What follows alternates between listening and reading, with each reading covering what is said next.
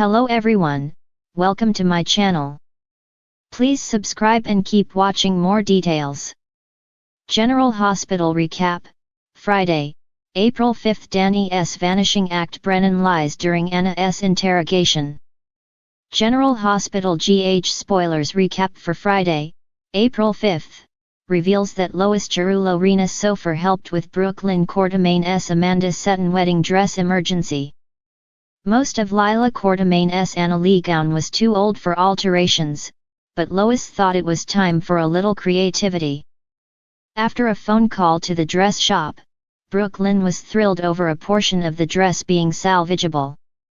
At the Metro Court, Sonny Corinthos Maurice Bernard invited Natalia Ramirez Eva LaRue to join him at the bar since they were both waiting on other people.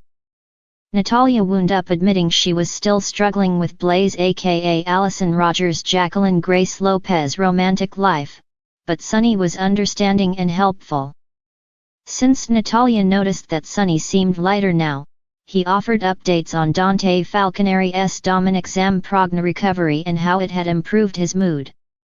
Once Brooklyn and Lois arrived, Natalia seemed miffed over Brooklyn's wedding plans taking priority and wondered if Brooklyn could be proper management for Blaze. At a private table, Brooklyn insisted she could and also made it clear that she wasn't in charge of Blaze's private life. It'd up for Blaze to decide what she did or didn't share. That said, Brooklyn pointed out that Blaze was dating Christina Corinthos Davis Kate Mansi and that Sonny adored his daughter.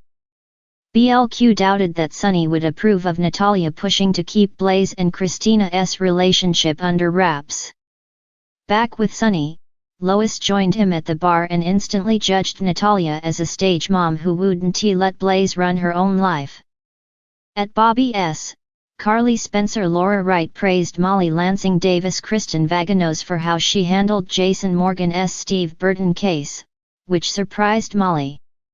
Carly acknowledged that she might feel differently if everything had another outcome, but she was pleased since Jason was free and Dante was on the mend. After Christina arrived, she talked to Carly about Nina Corinthos Cynthia Watro's return to Crimson, but Carly acted unbothered and was sure Drew Kane Cameron Matheson must have his reasons. Christina joined Molly at a table soon after while Jocelyn Jax Eden McCoy gave Carly the news about Dex Heller's Evan Hofer plan to become a cop. It left Jocelyn worried about Sonny going after Dex, so she loudly complained about how Sonny belonged in prison forever. Christina confronted Jocelyn, so they had an argument about Sonny's mob activities. Jocelyn thought Sonny was a cruel gangster who'd ruined so many lives and urged Molly to show Christina the case regarding Cyrus Renault Jeff Kober. No matter what Cyrus did in the past, he was an old man who wouldn't defend himself now. Christina rushed to Sonny's defense and thought Jocelyn was ungrateful considering everything Sonny had done for her over the years. After Christina stormed out, Molly ranted at Jocelyn since Chrissy was pregnant and didn't need this stress. Once Molly left, Carly urged Jocelyn to understand why Christina would defend her dad. Jocelyn seemed more concerned about Dex and the possibility that Sonny would take him out permanently now that he was joining the PCPD. Next on Friday's GH episode, Jordan Ashford Tanisha Harper met with Drew to follow up on their discussion about using Aurora to boost the city's image. John Jagger Kate's Adam Harrington interrupted the meeting to grill Drew about Jason and whether he'd been in touch with him. Drew denied it and assured John that he wasn't close to Jason, but John seemed skeptical. If Drew was found to be connected to Jason and any criminal activities, Drew could be sent back to Pentonville. Drew had nothing to hide and wasn't scared over John's warning, but he pointed out that he'd make sure any investigation of him was made public. Drew didn't think the FBI wanted that kind of attention, so John decided they were done for now. That said, John told Drew to contact him if he heard from Jason. Drew insisted that if John wanted to take Jason down, that was on him. It was obvious Drew didn't want to be involved. Once John left, Jordan questioned who Drew hated more, Special Agent Cates or Jason. Although Drew didn't hate his brother, he didn't want to get tangled up in Jason's trouble. Jordan was glad she stuck around to watch Drew stand up to John, since it was a thing of beauty. At Pentonville, Anna Devane Finola Hughes interrogated Jack Brennan Charles Missour about Pikeman and his criminal behavior, but Brennan acted like maybe someone framed him, since they didn't like the direction he was taking the WSB in. Anna said she'd consider helping Brennan prove that, but she wanted the name of the person who was running Pikeman in his absence.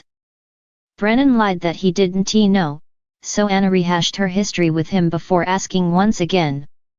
After Brennan decided Anna was wasting her time, he called the guard and said Anna was done with him.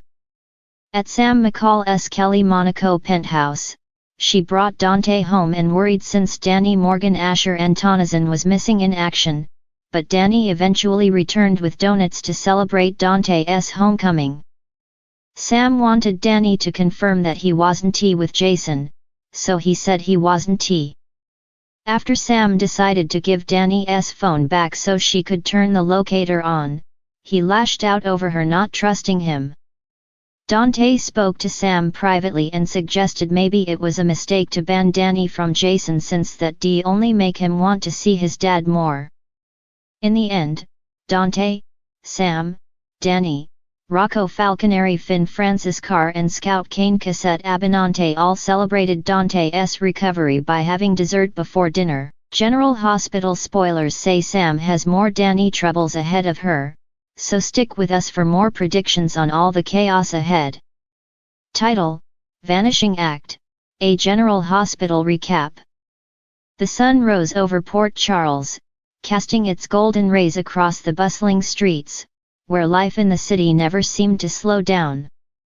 But within the walls of General Hospital, the pulse of the city beat strongest, with the lives of its residents intertwining in ways both miraculous and tumultuous.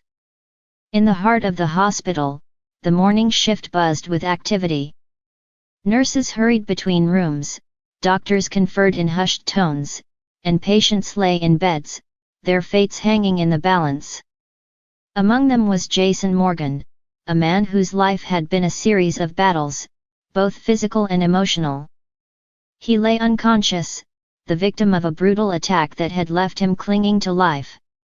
As the day progressed, the corridors filled with the sound of footsteps and the hum of conversation. Families gathered in waiting rooms, their faces etched with worry, while elsewhere, secrets simmered just beneath the surface, threatening to boil over at any moment. One such secret belonged to Elizabeth Weber, a nurse whose life had been upended by the disappearance of her son, Danny. For weeks, she had searched desperately for any sign of him, but each lead had turned up empty, leaving her heart heavy with grief and fear. Meanwhile, across town, Anna Devane found herself embroiled in a different kind of turmoil. As the chief of police, she had dedicated her life to upholding the law, but now, faced with accusations of corruption, she stood on the precipice of a crisis that could shatter everything she held dear.